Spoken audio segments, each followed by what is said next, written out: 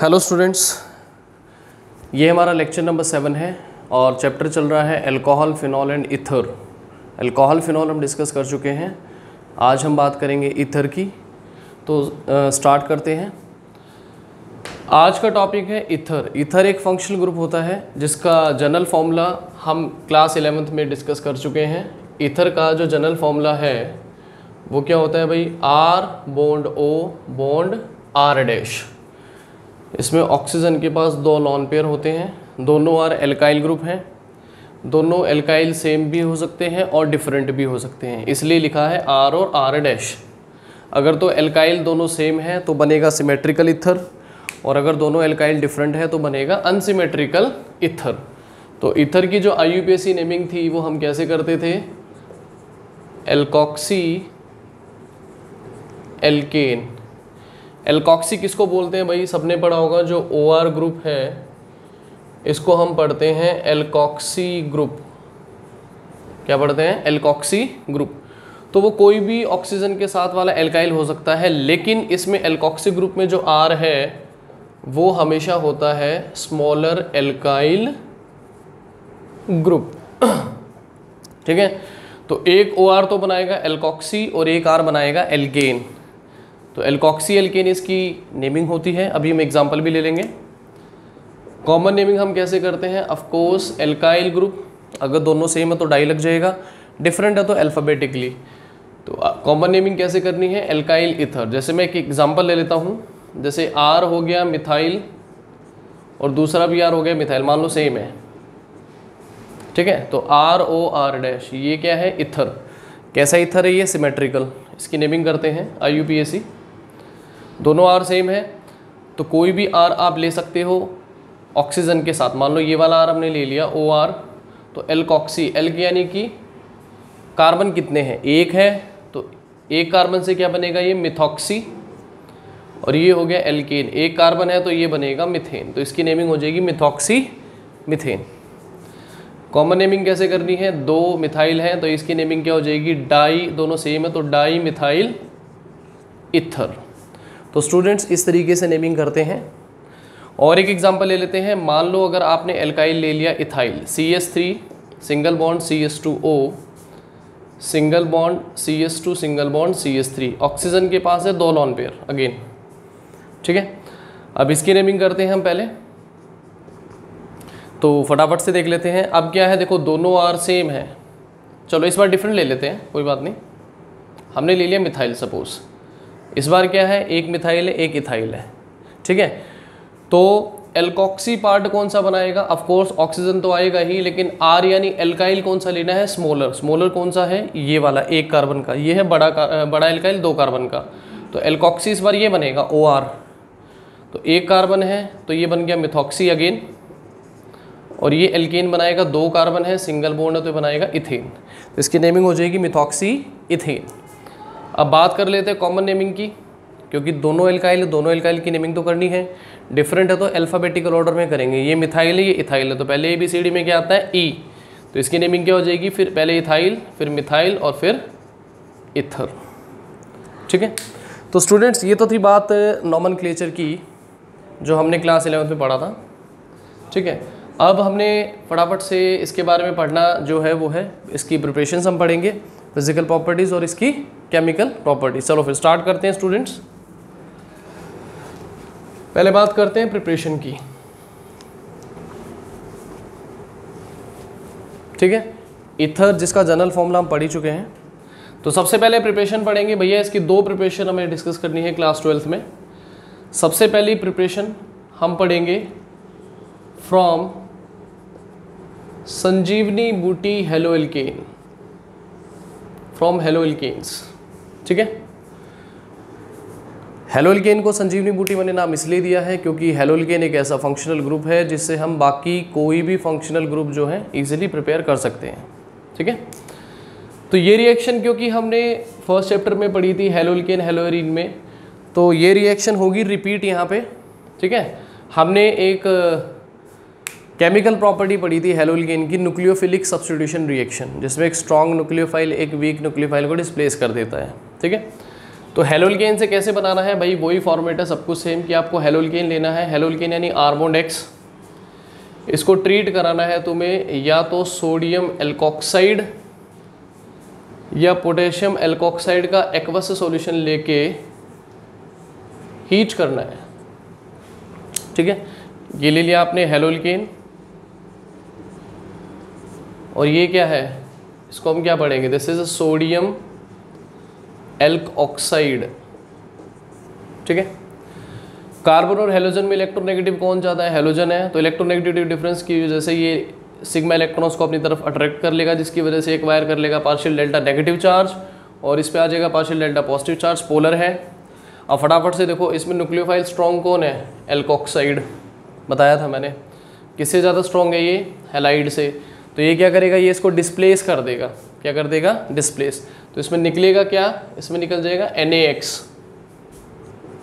ठीक है, और इसमें बनेगा क्या भाई, इसमें बन जाएगा इथर, ROR। अगर मान लो ये R डैश है तो ये हो जाएगा R-OR, ये बन गया इथर। ये एक नेम रिएक्शन होती थी जो आपने पहले भी पढ़ी है, किस नाम से है ये, विलियमसन्स इथर सिंथेसिस। ठीक है स्टूडेंट्स, तो ये हमने प्रिपरेशन पढ़ी थी, ये तो होगी प्रिपरेशन इथर की, और केमिकल प्रॉपर्टी होगी हेलोल्केन की, तो रिएक्शन होगी रिपीट। अब अगर तुम्हें याद हो, हमने पढ़ा था ये रिएक्शन फॉलो करती है SN2 मैकेनिज्म। ठीक है, अब SN2 मैकेनिज्म फॉलो करती है, तो इस रिएक्शन की लिमिटेशन क्या थी, हमने पढ़ा था। इस रिएक्शन की लिमिटेशन ये है कि जो हेलोल्केन है इट मस्ट बी प्राइमरी, क्योंकि तुमने पढ़ा है स्टूडेंट्स SN2 किस तरफ इंक्रीज करता है, प्राइमरी अल्काइल हैलाइड की तरफ, राइट, और SN1 किस तरफ इंक्रीज करता है, टर्शियरी अल्काइल हैलाइड की तरफ। तो अगर ये SN2 मैकेनिज्म को फॉलो करती है तो इसमें हेलोल्केन हमें क्या लेना पड़ेगा, प्राइमरी। अगर हम इसमें टर्शियरी ले लेंगे तो उसमें न्यूक्लियोफिलिक सब्स्टिट्यूशन नहीं होगा, बल्कि इसमें क्या हो जाएगा, एलिमिनेशन, ध्यान रहे। सेकेंडरी लेंगे तो मैंने पहले बताया था, सेकेंडरी केस में दोनों होता है, एलिमिनेशन भी होता है और सब्स्टिट्यूशन भी होता है, लेकिन मेजर प्रोडक्ट एलिमिनेशन वाला ही होगा। तो ये चीज़ तो क्लियर है तुम्हें, ये हमने पढ़ा था हेलोल्केन हेलोरीन में। तो ये रिपीट है, सब कुछ सेम है, इसको तुम अच्छे से कर सकते हो। अब बात करते हैं इसकी दूसरी प्रिपरेशन की। इसकी दो ही प्रिपरेशन हमें डिस्कस करनी है ईथर की, एक तो हेलोल्केन से, और दूसरी प्रिपरेशन जो है, जो आज हम पढ़ेंगे, इसकी बहुत इंपॉर्टेंट है, फ्रॉम एल्कोहल्स। एल्कोहल से बनाएंगे। अब भाई एल्कोहल से कैसे बनाना है, बाय डिहाइड्रेशन। अब सबको पता है जो वर्ड होता है डी का मतलब क्या होता है, लॉस। डिहाइड्रेशन यानी लॉस ऑफ वाटर, हाइड्रेशन यानी एडिशन ऑफ वाटर। अब तुम कहोगे भाई एल्कोहल के डिहाइड्रेशन से तो हमने एल्कीन बनाया था, जो इसी चैप्टर में पढ़ा था और क्लास 11th में भी डिस्कस किया था हमने, उसका मैकेनिज्म भी पढ़ा था कि जब एल्कोहल में से हम वाटर निकाल देते हैं तो एल्कीन बन जाता है। सिमिलरली एल्कोहल के डिहाइड्रेशन से इथर भी बनता है, बस दोनों में फ़र्क ये है कि यहाँ पर अगर हम एल्कोहल का एक कंट्रोल्ड उसका अगर हम डिहाइड्रेशन कराएंगे तो इथर बनेगा। ठीक है, कंट्रोल्ड का मतलब अभी समझा देता हूँ क्या है। जैसे मैं एक रिएक्शन ले रहा हूँ, पहले मान लो एल्कोहल हमने ले लिया सपोज इथेनॉल। ठीक है, सबको पता है डिहाइड्रेशन कराना है यानी कि वाटर लूज कराना है, तो डिहाइड्रेटिंग एजेंट तो कोई ना कोई लेना ही पड़ेगा। डिहाइड्रेटिंग एजेंट सबसे बढ़िया क्या लेते हैं हम, कंसनट्रेटेड सल्फ्यूरिक एसिड। ठीक है, टेम्परेचर है 412 से 413 केल्विन। देखो स्टूडेंट्स डिफरेंस क्या आ गया, वहाँ पे डिहाइड्रेशन में टेम्परेचर हमने लिया था 433 से 444 केल्विन, यहाँ पे टेम्परेचर थोड़ा कम है। ये है, इसको हम कंट्रोल्ड कंडीशंस पर कराएंगे। अगर हम कंडीशंस को कंट्रोल करके कराते हैं तो इंटरमॉलिक्यूलर डिहाइड्रेशन होता है और बन जाता है इथर, और अगर कंट्रोल्ड कंडीशन पे नहीं कराएंगे तो जनरली डिहाइड्रेशन होके बन जाएगा एल्कीन। तो ये डिफरेंस है। अब डिहाइड्रेशन कराते हैं भाई, इथर बनेगा। बैलेंसिंग में आपको थ्योरेटिकली यहाँ 2 मॉलिक्यूल लेने पड़ेंगे, क्योंकि इथर बनाने के लिए क्या चाहिए, ROR डैश। इथर का जनरल फॉर्मूला पता ही है, R इसमें इथाइल है, R bond O R dash, 2 alkyl हो गए ना, और डिहाइड्रेशन है वाटर निकलेगा इसमें, ठीक है। ये वही बन गया, इसकी नेमिंग कर देंगे हम एल्कॉक्सी, इस बार दोनों R सेम है तो 2 कार्बन से बनेगा इथॉक्सी और 2 कार्बन से बनेगा इथेन। इसको हम डाईइथाइल ईथर या इसका बहुत फेमस नाम है ड्राई ईथर, जिसके नाम से हम इसको जानते हैं, ग्रिग्नार्ड रीजेंट की रिएक्शन में हम यूज़ करते हैं जनरली, ठीक है। तो इथेनॉल का कंट्रोल्ड डिहाइड्रेशन है, ये कंट्रोल्ड कंडीशंस पर हमने कराया है। कंट्रोल्ड कंडीशन पे कराएंगे तो इंटरमोलिकुलर डिहाइड्रेशन होता है, और अगर कंडीशंस को हम कंट्रोल नहीं करते हैं तो जनरली डिहाइड्रेशन होता है और एल्कीन बनता है। तो स्टूडेंट्स मेरे हिसाब से ये रिएक्शन तुम्हें समझ आ गई होगी, ठीक है। तो ये इथेनॉल का डिहाइड्रेशन है। अब हम बात करते हैं इसकी मैकेनिज़्म की, जो कि यूजुअली CBSE बोर्ड पे कई बार आ जाता है कि इसका मैकेनिज़्म बताओ कि हमने ईथर कैसे बनाया है। तो इसका मैकेनिज़्म फटाफट से देख लेते हैं कि अल्कोहल के डिहाइड्रेशन से ईथर कैसे बना है, ठीक है। तो करते हैं स्टार्ट। देखो भाई, सबसे पहले क्या होगा, इथेनॉल लिया हमने, हमारे पास रिएजेंट 2 हैं, एक तो इथेनॉल और एक कंसनट्रेटेड सल्फ्यूरिक एसिड, जिन पर हमें फोकस करना है, उन्हीं से बनाना है। तो सबसे पहला स्टेप जो मैकेनिज्म का होगा वही होगा फॉर्मेशन ऑफ प्रोटोनेटेड एल्कोहल, ठीक है। यानी एल्कोहल के बहुत सारे मॉलिक्यूल है ना, तो मान लो एक मॉलिक्यूल, मान लो हमने तो क्या थियोरेटिकली 2 मॉलिक्यूल लिए हैं, तो मान लो हमारे पास 2 मॉलिक्यूल है, ये हो गया इथेनॉल, और सल्फ्यूरिक एसिड लिया हमने तो उसको दिखाएंगे एज एन H पॉजिटिव। पहला स्टेप क्या होगा, सबको पता है ऑक्सीजन के पास लॉन पेयर है तो ये डोनेट करके बॉन्ड बना सकता है, तो ये लेविस बेस है, वो लेविस एसिड है। तो एसिड बेस रिएक्शन के बीच में क्या बनता है, सॉल्ट, ठीक है। तो ये ऑक्सीजन जो है इन इलेक्ट्रॉन पेयर का यूज़ करके इसको डोनेट कर देगा और बॉन्ड बना लेगा। तो प्रोटोनेशन होगा पहले CH3 CH2O, देखो एक हाइड्रोजन तो पहले से ही अटैच था, एक अब अटैच्ड हो गया दो इलेक्ट्रॉन का यूज़ करके। ऑक्सीजन के पास इलेक्ट्रॉन पेयर रह गया एक तो इसने डोनेट करके बॉन्ड बना लिया ना, तो चार्ज चला गया इलेक्ट्रॉन पेयर, तो चार्ज आ जाएगा पॉजिटिव। तो ये क्या बन गया, ये बन गया भाई प्रोटोनेटेड एल्कोहल, एल्कोहल है ये इथेनॉल, ठीक है। तो पहले क्या होगा, एक मॉलिक्यूल का हो गया प्रोटोनेशन। जो हमने मैकेनिज्म पढ़ा था dehydration of alcohol to give alkene, उसका भी फर्स्ट स्टेप यही होता है, ठीक है। अब बात करते हैं सेकेंड स्टेप की, जो कि सबसे इंपॉर्टेंट स्टेप यही होता है भाई। ये स्टेप रिवर्सिबल होगा, ध्यान देना, थ्योरेटिकली रिवर्सिबल है, क्योंकि ये बॉन्ड दोबारा से टूट सकता है पोलैरिटी की वजह से और H पॉजिटिव निकल सकता है, ठीक है। अब बात करते हैं सेकेंड स्टेप की। सेकेंड स्टेप होगा न्यूक्लियोफिलिक अटैक, ठीक है। न्यूक्लियोफिलिक अटैक, ये तो तुमने पढ़ ही लिया रिएक्शन, ये रिएक्शन फॉलो करती है। अच्छा, इसमें न्यूक्लियोफिलिक अटैक कैसे कराना है पहले ये देख लो। आपने एक तो अल्कोहल के मॉलिक्यूल ने प्रोटोनेटेड अल्कोहल बना लिया, तो जो दूसरा मॉलिक्यूल बचा जो क्या है अनप्रोटोनेटेड, वो न्यूक्लियोफाइल की तरह बिहेव तो करेगा ही ना, क्योंकि उसके पास ऑक्सीजन के पास 2 लॉन पेयर, वो डोनेट करके बॉन्ड बना सकता है, यानी लेविस बेस। लेविस बेस क्या होते हैं, न्यूक्लियोफाइल्स। तो न्यूक्लियोफाइल की तरह बिहेव करेगा तो न्यूक्लियोफाइल अटैक करेगा, तभी जुड़ेगा। देखो कैसे दिखाना है, जैसे दूसरा मॉलिक्यूल आपने ले लिया CH3 CH2OH, ठीक है, प्लस CH3 CH2OH, ठीक है। ये स्टेप होगा स्लो, ध्यान देना। अच्छा ठीक है, ये बताओ जल्दी से, बेसिकली डिहाइड्रेशन तो कराना ही, वाटर तो निकालना है। वाटर निकालने के लिए कौन सा बॉन्ड टूटेगा, कार्बन ऑक्सीजन पोलैरिटी की वजह से, क्योंकि ऑक्सीजन की इलेक्ट्रोनेगेटिविटी ज़्यादा है, खींच रहा है, जिसकी वजह से कार्बन पे चार्ज आएगा डेल्टा पॉजिटिव, ठीक है। इलेक्ट्रॉन बॉन्ड टूटेगा पोलैरिटी की वजह से, तो इलेक्ट्रॉन ऑक्सीजन के पास आएंगे, तो इस पर चार्ज पॉजिटिव आ जाएगा, तो न्यूक्लियोफाइल का अटैक करता है, न्यूक्लियस लविंग यानी पॉजिटिव लविंग, तो ये इस कार्बन के साथ डोनेट करके क्या बना लेगा, बॉन्ड। तो देखो भाई बॉन्ड बना लिया इसने CH3 CH2O, एक तरफ हाइड्रोजन जुड़ा है, ऊपर दिखा दिया अलग से, और एक तरफ अब ये जुड़ गया CH2 और CH3, एक इलेक्ट्रॉन पेयर रह गया, चार्ज आ गया पॉजिटिव, और बाय प्रोडक्ट में निकल गया इसमें वाटर, ठीक है।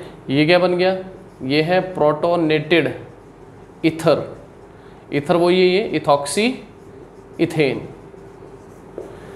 देखो स्टूडेंट्स, डिहाइड्रेशन तो कराना ही है ना, वाटर निकालना है, तो वाटर निकालने के लिए कार्बन ऑक्सीजन बॉन्ड तो तोड़ना ही था, और वो तो ब्रेक होगा ही, पोलैरिटी ज़्यादा है, तो तो बॉन्ड ब्रेक होगा, इलेक्ट्रॉन चले जाएंगे तो इस पर पॉजिटिव चार्ज आएगा।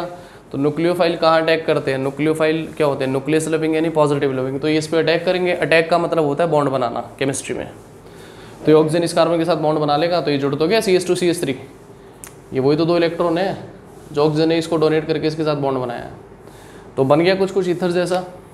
ठीक है, आखिरी स्टेप क्या होगा, अच्छा ये स्टेप होगा स्लो, और हमेशा याद रखना जो मैकेनिज्म का स्लो स्टेप होता है वो क्या होता है, RDS। RDS का मतलब rate determining step of that chemical reaction.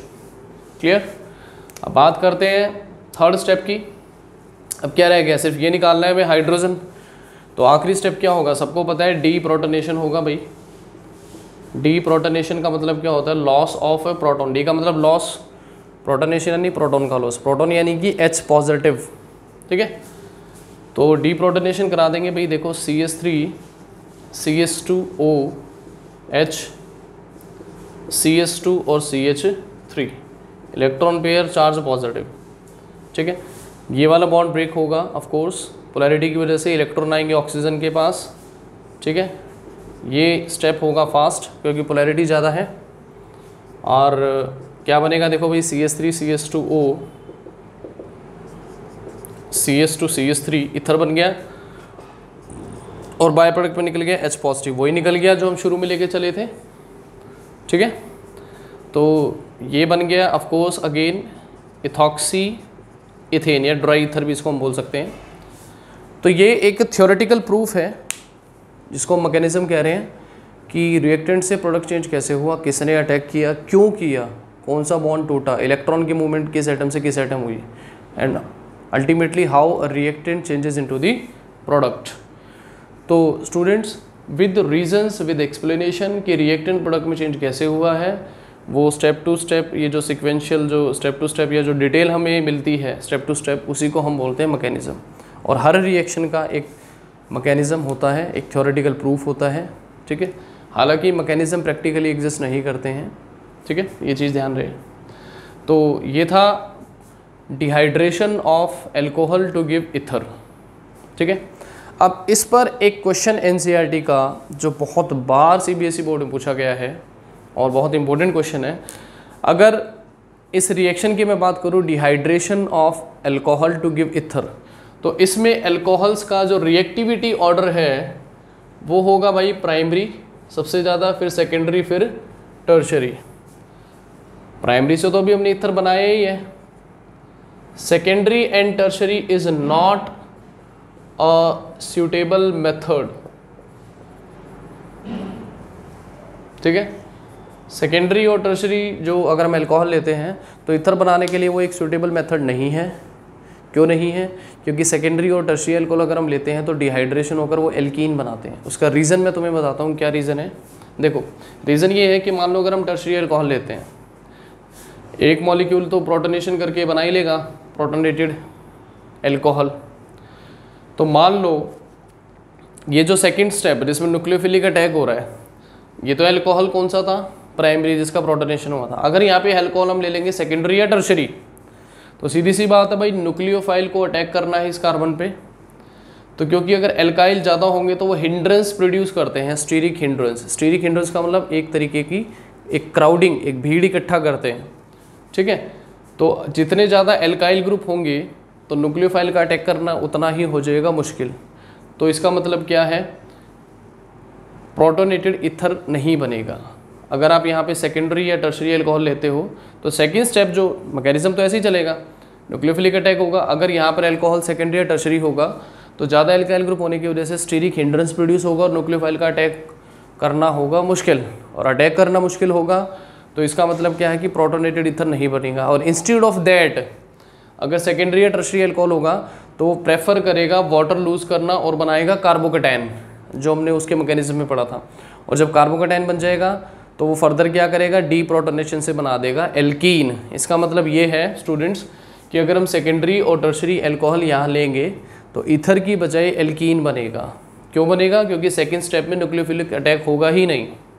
क्यों, क्योंकि स्टीरिक हिंड्रेंस ज़्यादा होगा।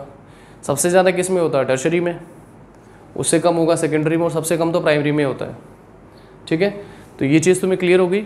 बाकी मेरे नोट्स को बड़े अच्छे से रीड कर लेना, मैंने उसको बड़ी ही सिंपल लैंग्वेज में तुम्हें लिखवाया हुआ है और उसको एज इट इज़ लर्न करना है, ठीक है। तो ये थी 2 प्रिपरेशन ईथर की जो हमने आज पढ़ी हैं, एक तो फ्रॉम संजीवनी बूटी हेलोल्केन और एक फ्रॉम एल्कोहल।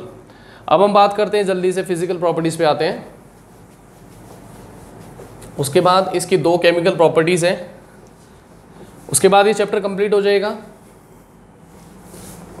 और एनसीईआरटी के एक क्वेश्चंस को सॉल्व करने की कोशिश करो, इन टेक्स्ट क्वेश्चंस भी और एनसीईआरटी की एक्सरसाइज के भी, और उसके बाद उस एनसीईआरटी सप्लीमेंट्री के क्वेश्चन आंसर्स भी तुम्हें सॉल्व करने हैं प्रैक्टिस के लिए। तो चलो बात करते हैं physical properties of ether. Of course physical properties में मैंने कहा था फिजिकल प्रॉपर्टीज़ कई तरह की होती हैं, लेकिन अगेन हमें 2 पॉइंट्स पर ही फोकस करना है। किस किस पर? एक तो बॉइलिंग पॉइंट्स और दूसरा सॉल्युबिलिटी, जिन पर रीजनिंग बेस्ड क्वेश्चन बन सकते हैं, कॉन्सेप्चुअल क्वेश्चन बन सकते हैं रीजनिंग बेस्ड। तो बॉइलिंग पॉइंट्स और सॉल्युबिलिटी की बात करें, देखो जब भी तुम्हें बॉइलिंग पॉइंट कंपेयर करना हो, कई बार आता है भाई 4 तुम्हें ऑर्गेनिक कंपाउंड दे दिए और क्वेश्चन आ गया भी इनको अरेंज करना है in the increasing order of their boiling points है, in the decreasing order of their boiling points. तो तुम्हें क्या करना है भाई, तुम्हें देखना है बॉइलिंग पॉइंट्स के लिए तुम्हें सिर्फ ये देखना है क्या, नेचर ऑफ इंटरमॉलिक्यूलर फोर्स, कि मॉलिक्यूल के बीच में फोर्स कैसी है। वैसे तो मैं तुम्हें बता ही चुका हूँ, सबको पता ही होगा कि सबसे स्ट्रॉन्ग फोर्स होती है हाइड्रोजन बॉन्डिंग, उससे वीक होती है डाइपोल डाइपोल, और सबसे वीक होती है वीक, इसका नाम ही वीक है, वीक वंडरवाल फोर्स, ठीक है। वीक वंडरवाल फोर्स कैसे मॉलिक्यूल्स में होती है, non polar, dipole dipole polar, hydrogen bonding भी पोलर मॉलिक्यूल्स होंगे, बट ये एक अलग एक स्पेशल क्लास है, polar molecule containing hydrogen bond, ठीक है। इनकी पोलैरिटी इनसे भी ज़्यादा होती है, ठीक है। तो अब हम बात करेंगे कि हमें बात करनी है कि कंपेयर किससे करना है बॉइलिंग पॉइंट्स को। मैंने बताया था किसी भी फंक्शनल ग्रुप के बॉइलिंग पॉइंट्स को हमें कंपेयर करना होता है हाइड्रोकार्बन से, ठीक है। हाइड्रोकार्बन जो ऑलमोस्ट नॉन पोलर होते हैं, तो सबसे वीकेस्ट फोर्स होती है उनमें वीक वंडरवाल फोर्स। अब अगर मैं ईथर की बात करूँ, ईथर क्या है, general formula R bond O bond R dash. तो ऑक्सीजन कार्बन में ज़्यादा इलेक्ट्रॉन कौन है, इलेक्ट्रोनेगेटिव कौन है, ऑक्सीजन है, खींचेगा डेल्टा नेगेटिव डेल्टा पॉजिटिव, इससे भी खींचेगा 2 डेल्टा नेगेटिव डेल्टा पॉजिटिव, ठीक है। तो जो ईथर है वो क्या है, पोलर इन नेचर है, हालांकि लेस पोलर होता है ईथर, लेकिन क्योंकि पोलर तो है ना, तो नेचर ऑफ फोर्स की बात करें तो वही है weak van der Waals dipole dipole force होगी। तो अगर हाइड्रोकार्बन से कंपेयर करेंगे, हाइड्रोकार्बन्स में क्या होती है, वीक वंडरवाल, ये तो पता ही है तुम्हें, नॉन पोलर होते हैं। तो अगर मैं हाइड्रोकार्बन से कंपेयर करूं तो ईथर का बॉइलिंग पॉइंट जो है वो होगा ज़्यादा, ठीक है, सेम कार्बन वाले कंपाउंड से कंपेयर करना है, ठीक है। ये चीज़ क्लियर होगी। अच्छा, बॉइलिंग पॉइंट्स के लिए मैं तुम्हें आज तुम्हें कुछ एक मंत्र सा बता देता हूँ, गुरु मंत्र, जिसको याद कर लेना। अगर तुम्हें कभी भी कंपैरिजन आ जाए कि बॉइलिंग पॉइंट्स बताओ भाई किसका ज़्यादा किसका कम, तो तुम्हें मैं एक ऑर्डर लिखवा देता हूँ, इस ऑर्डर को लर्न कर लो और इस ऑर्डर के बेसिस पर तुम उसको लिख सकते हो।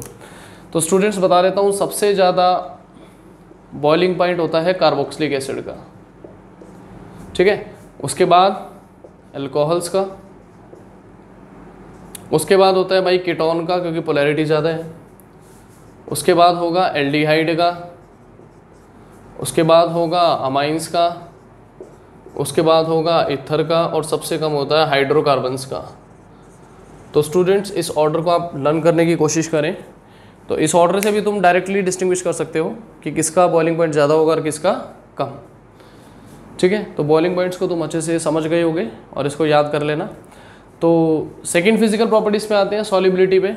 सॉल्युबिलिटी की बात करें तो मैंने बताया था कि ऑर्गेनिक केमिस्ट्री हम पढ़ रहे हैं, तो ऑर्गेनिक कंपाउंड्स की सॉल्युबिलिटी का रीज़न किससे होता है कि अगर कोई ऑर्गेनिक कंपाउंड वाटर में डिजॉल्व होता है, यानी कि अगर वाटर में सॉल्युबल है, तो उसका रीज़न क्या होता है कि वो वाटर के साथ क्या बना लेता है, हाइड्रोजन बॉन्ड। ऑफ कोर्स जो ईथर होते हैं, अगर मैं लोअर ईथर्स की बात करूं तो लोअर ईथर जो है वो वाटर में सॉल्युबल होंगे। लोअर मतलब जिसमें ये आर पार्ट होंगे छोटे, ठीक है, क्योंकि आर पार्ट क्या होता है, हाइड्रोफोबिक पार्ट होता है, यानी वाटर रिपेलिंग। आर पार्ट बढ़ेगा, मॉलिक्यूलर मास बढ़ेगा, आर पार्ट बढ़ेगा तो सॉलिबिलिटी हो जाएगी कम। तो जो लोअर ईथर है वो वाटर में सॉल्युबल होते हैं क्योंकि वो वाटर के साथ बना लेते हैं हाइड्रोजन बॉन्ड। अब देख लो कैसे बनाना है तुम्हें, ईथर बनाना आसान है, ROR मान लो डैश कुछ भी हो सकता है। इसके पास दो लोन पेयर, इसका मतलब 2 बॉन्ड बना सकता है ना। ऑक्सीजन वाटर के साथ बनाना है HOH, इसके 2 अपने HO और H। तो ये स्टूडेंट्स मैंने दिखाया है तुम्हें कि वाटर के साथ क्या है हाइड्रोजन बॉन्ड, क्योंकि ईथर जो है वाटर के साथ हाइड्रोजन बॉन्ड बना लेते हैं, इसलिए लोअर ईथर वाटर में क्या है सॉल्युबल है। तो ये इसका रीज़न हो गया। तो 2 ही फिजिकल प्रॉपर्टीज़ पर तुम्हें फोकस करना है हमेशा, एक बॉइलिंग पॉइंट्स पर और एक सॉल्युबिलिटी पर। क्लियर हो गया। चलो अब इस चैप्टर का लास्ट टॉपिक जो आज हम डिस्कस करेंगे, 2 केमिकल प्रॉपर्टी हमें इसकी डिस्कस करनी है। चलो उसको जल्दी से डिस्कस करते हैं। 2 केमिकल प्रॉपर्टी आती हैं ईथर की, एक तो reactions involving cleavage of CO bond, और एक केमिकल प्रॉपर्टी जो हम हर चैप्टर में पढ़ते हैं एरोमेटिक कंपाउंड्स में, इलेक्ट्रोफिलिक सब्स्टिट्यूशन रिएक्शन। तो हम केमिकल प्रॉपर्टी में पहले वही पढ़ लेते हैं। ये केमिकल प्रॉपर्टी स्टार्ट हो गई है स्टूडेंट्स, 2 पढ़नी है, 2 प्रिपरेशन थी, ठीक है, 2 ही फिजिकल प्रॉपर्टीज़ जिसमें फोकस करना है और 2 ही केमिकल प्रॉपर्टीज़, ठीक है। तो इसको देख लेते हैं एक बार। सबसे पहले हम पढ़ेंगे इसमें इलेक्ट्रोफिलिक सब्स्टिट्यूशन रिएक्शन। सबको पता ही होगा इलेक्ट्रोफिलिक सब्स्टिट्यूशन रिएक्शन वो होती है जिसमें एक स्ट्रॉन्ग इलेक्ट्रोफाइल एक वीक इलेक्ट्रोफाइल को डिस्प्लेस करता है। जल्दी से बताओ स्ट्रॉन्ग इलेक्ट्रोफाइल कौन कौन से थे? हेलोजन एटम था, नाइट्रो ग्रुप था, सल्फोनिक एसिड ग्रुप था, एल्काइल ग्रुप था और एसाइल ग्रुप था। They all are strong electrophile than hydrogen atom. ये 5 तो होते ही है। अच्छा, जब हमने फिनॉल की इलेक्ट्रोफिलिक सब्स्टिट्यूशन पढ़ी थी तो उसमें कार्बोक्साइल ग्रुप भी लिया था, एल्डिहाइड ग्रुप भी लिया था और डाइएजो ग्रुप भी लिया था डाइजेनम सोल्ट का, ठीक है। तो सबको पता है हेलोजन करेगा तो हेलोजिनेशन वही आ जाएंगी रिएक्शंस इसमें, halogenation, nitration, sulphonation, Friedel craft alkylation और फ्रीडल क्राफ्ट एसाइलेशन। स्टूडेंट्स हमेशा याद रखना electrophilic substitution reaction aromatic compounds में सब में पढ़नी है। हेलोरीन में हमने पढ़ा था, फिनॉल में हमने पढ़ा था, अब हम बात करेंगे एरोमेटिक ईथर। एरोमेटिक ईथर कौन सा लेना है हमें? तुमने पढ़ा होगा क्लास 11th में। अच्छा, पहले बात कर लेते हैं हेलोजिनेशन की।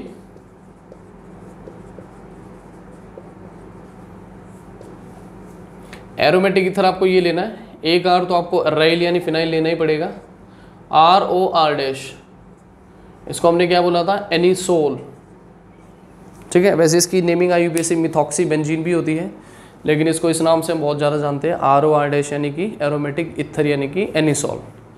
अब हमेशा याद रखना, मैंने बताया था कि बेंजीन रिंग से जो ग्रुप जुड़ेगा वो जुड़ेगा OR, ठीक है। कैसा ग्रुप है ये? इसको नाम क्या दिया था हमने? एल्कोक्सी ग्रुप है भाई। एल्कोक्सी ग्रुप है, ऑक्सीजन के पास 2 नॉन पेयर हैं, तो ऑफकोर्स ये बेंजीन रिंग को डोनेट करेगा, यानी कि ये कैसा ग्रुप? एक टाइप का ये है भाई इलेक्ट्रॉन डोनेटिंग ग्रुप। और जो इलेक्ट्रॉन डोनेटिंग ग्रुप होते हैं वो क्या होते हैं? Ortho and para directing. ये तो पता ही होगा कि अगर बेंजीन से कोई इलेक्ट्रॉन डोनेटिंग ग्रुप जुड़ा है तो वो हमेशा सब्स्टिट्यूशन कहाँ कराएगा? ऑर्थो और पैरा पोजीशन पे, जिसमें पैरा जो है वो मेजर प्रोडक्ट होता है ड्यू टू सिमेट्री। और अगर कोई इलेक्ट्रॉन विड्रॉइंग ग्रुप जुड़ा है तो वो क्या होगा? मेटा डायरेक्टिंग, तो वो सब्स्टिट्यूशन कहाँ कराएगा? मेटा पे, ठीक है। इलेक्ट्रॉन डोनेटिंग ग्रुप को हम एक्टिवेटिंग ग्रुप भी बोलते हैं। क्या बोलते हैं? Activating group. और इलेक्ट्रॉन विड्रॉइंग को हम क्या बोलते हैं? Deactivating group. ये 2 नाम भी हैं, इनको अच्छे से ध्यान से सुन लो और याद कर लो। तो चलो हेलोजिनेशन कराते हैं। सबको पता है हेलोजिनेशन, मान लो मैं करा रहा हूँ इसका ब्रोमिनेशन, इलेक्ट्रोफिलिक सब्स्टिट्यूशन। मान लो वीक एसिड एसिडिक एसिड की प्रेजेंस में हम इसको करा रहे हैं, ठीक है, कैटालाइज करने के लिए एसिडिक एसिड लिया हमने। तो ऑफकोर्स सबको पता है सब्स्टिट्यूशन कहाँ होगा? सबको पता है हाइड्रोजन निकलेगा भाई। क्या निकलेगा? हाइड्रोजन। कहाँ से? एक बार तो ऑर्थो से, कुछ मॉलिक्यूल्स में ऑर्थो से निकलेगा और कुछ मॉलिक्यूल्स में निकलेगा पैरा से, ठीक है। बायो प्रोडक्ट में हम यहाँ HBr दिखा देंगे, ठीक है। अब नेमिंग कर लेते हैं, नेमिंग आसान है बिल्कुल। दिस इज 1,4, इसकी नेमिंग हो गई 4 ब्रोमो, इसको पढ़ेंगे एनिलीन। और यही क्या होगा? Major product due to symmetry. ये क्या हो गया भाई? 2 ब्रोमो एनिलीन, सॉरी एनिलीन नहीं एनिसोल, एनिलीन तो जब बेंजीन पे NH2 आएगा तब बनेगा, ठीक है। तो ये बन गया 4 ब्रोमो एनिसॉल, ये बनेगा 2 ब्रोमो एनिसॉल। ये मेजर होगा, ये होगा माइनर प्रोडक्ट। ये मेजर क्यों होगा? सिमेट्री की वजह से। तो स्टूडेंट्स सिंपल सी रिएक्शन है। स्ट्रॉन्ग इलेक्ट्रोफाइल कौन है भाई? ब्रोमीन है, यानी हेलोजन एटम है। वीक इलेक्ट्रोफाइल कौन है? हाइड्रोजन, जो कि रिंग से निकल रहा है। निकल कहाँ से रहा है? एक ऑर्थो से और एक पैरा से। पैरा क्या होगा? Major product. क्यों? क्योंकि ये एक एक्टिवेटिंग ग्रुप यानी इलेक्ट्रॉन डोनेटिंग ग्रुप जुड़ा है, ठीक है। इसको आप ऐसे भी समझ सकते हो कि जब हम इसके रेजोनेटिंग स्ट्रक्चर्स बनाएंगे तो तुमने देखा होगा डोनेटिंग वाले केस में, जो हमने क्लोरोबेंजीन वाला केस भी लिया था, उसमें भी क्लोरीन के पास 3 लॉन पेयर थे, डोनेट किया था। ऐसे ही जब इसके रेजोनेटिंग स्ट्रक्चर बनाएंगे तो हमें देखने को मिलेगा कि ऑर्थो पैरा और ऑर्थो पे इलेक्ट्रॉन डेंसिटी होगी हाई।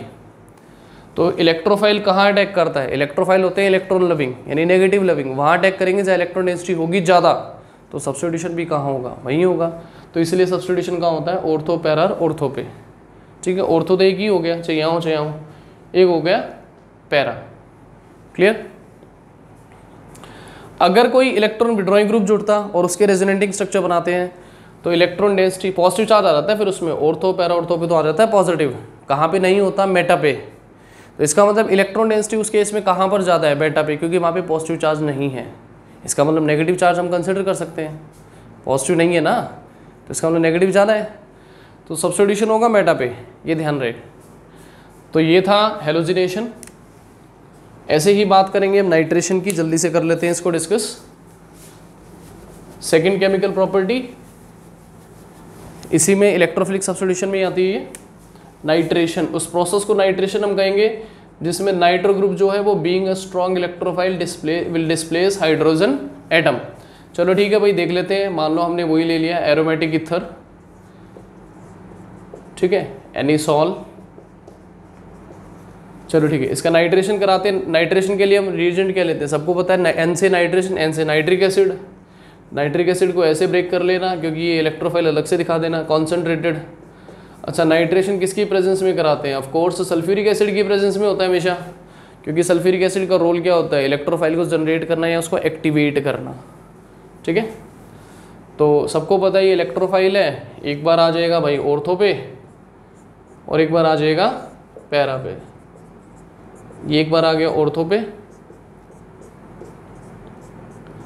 और एक बार आ गया पैरा पे, ठीक है। इसकी नेमिंग भी हम कर सकते हैं। This is 1, this is 1, this is 4। तो इसकी नेमिंग होगी 4 नाइट्रो एनिसॉल। ये होगा major product due to symmetry, ये होगा माइनर प्रोडक्ट, ठीक है।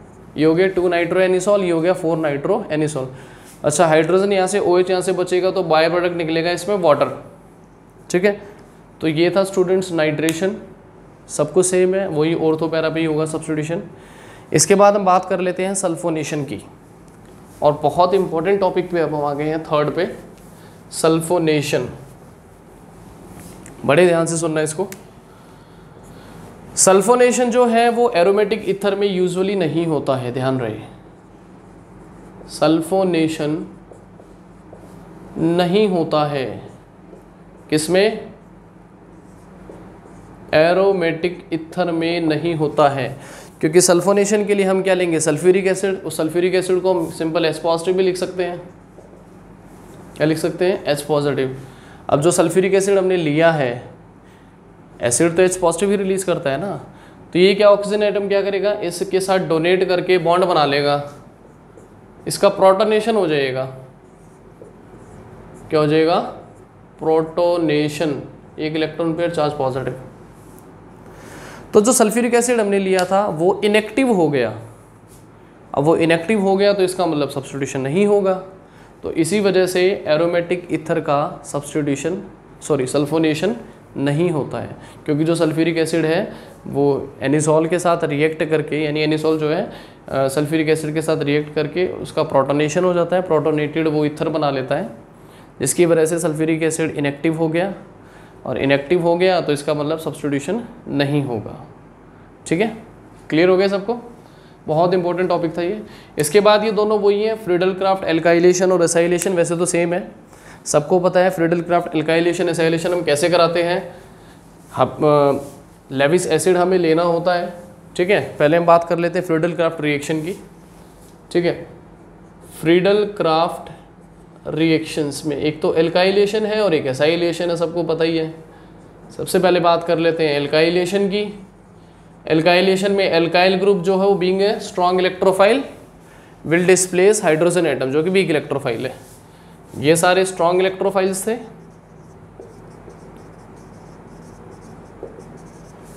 ये क्या था? Weak electrophile.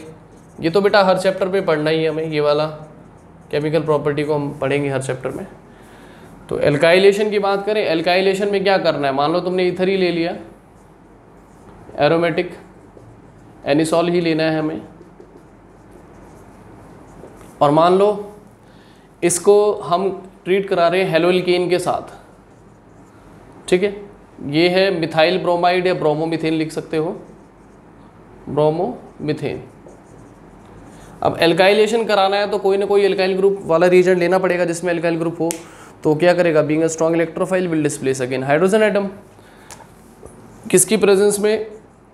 In the presence of anhydrous AlCl3, ठीक है। सबको पता है बाय प्रोडक्ट में H वहाँ से निकलेगा, Br यहाँ से, तो HBr तो निकलना ही है। तो एल्काइलेशन जब होगा तो एक बार एल्काइल आ जाएगा ऑर्थो पे और एक बार एल्काइल आ जाएगा पैरा पे, OCH3 और CH3, ठीक है। अब इसकी नेमिंग आप कर सकते हो, अगेन ऐसे ही कर सकते हो। ये हो जाएगा 4 मिथाइल एनिसॉल, जो कि होगा मेजर प्रोडक्ट, ठीक है। और ये हो जाएगा 2 मिथाइल एनिसॉल, जो कि होगा माइनर प्रोडक्ट। तो स्टूडेंट्स वही है इलेक्ट्रोफिलिक सब्स्टिट्यूशन है स्ट्रॉन्ग। बस ये देख लेना रिएजेंट क्या लेना है जिसमें वो इलेक्ट्रोफाइल होना चाहिए, वो हाइड्रोजन को डिस्प्लेस करेगा हमेशा ऑर्थो और पैरा पे। तो ये था फ्रीडल क्राफ्ट एल्काइलेशन, क्योंकि इसमें एल्काइल ग्रुप हाइड्रोजन को सब्स्टिट्यूट करा रहा है, कुछ मॉलिक्यूल्स में ऑर्थो से, कुछ मॉलिक्यूल्स में पैरा से। अब बात कर लेते हैं फ्रीडल क्राफ्ट एसाइलेशन की, और आज के लिए लास्ट रिएक्शन है ये, ठीक है। Friedel Crafts acylation. Friedel Crafts acylation में, या सिंपल इसको एसाइलेशन भी बोल सकते हैं, वैसे तो फ्रीडल क्राफ्ट एसाइलेशन है। एसाइलेशन देखो स्टूडेंट, जैसे एल्काइल होता है, एल्काइलेशन एल्काइल ग्रुप कर रहा है तो एल्काइलेशन, और एसाइल ग्रुप कर रहा है तो एसाइलेशन। सबको पता है R bond C double bond O, इस ग्रुप को हम क्या बोलते हैं? Acyl group. तो एरोमेटिक ईथर का अगर हमें एसाइलेशन कराना है तो ऐसा रीजन लेना पड़ेगा जिसमें एसाइल ग्रुप हो। तो हम इसमें क्या ले सकते हैं? या तो आप एसिड क्लोराइड ले या एसिड एनहाइड्राइड ले। मान लो आपने एसिड क्लोराइड ले लिया, RCOCl, अगेन किसकी प्रेजेंस में? Lewis acid anhydrous AlCl3। ये भाई एसाइल ग्रुप है, एक बार हाइड्रोजन ऑर्थो से रिप्लेस कर देगा, डिस्प्लेस कर देगा, और एक बार पैरा से। बाय प्रोडक्ट में क्लोरीन और हाइड्रोजन यानी HCl निकलेगा, प्रोडक्ट दोनों वही बनेंगे, ध्यान देना। एक बार ऑर्थो पे ये हो गया COCH3, ठीक है, और एक बार पैरा पे।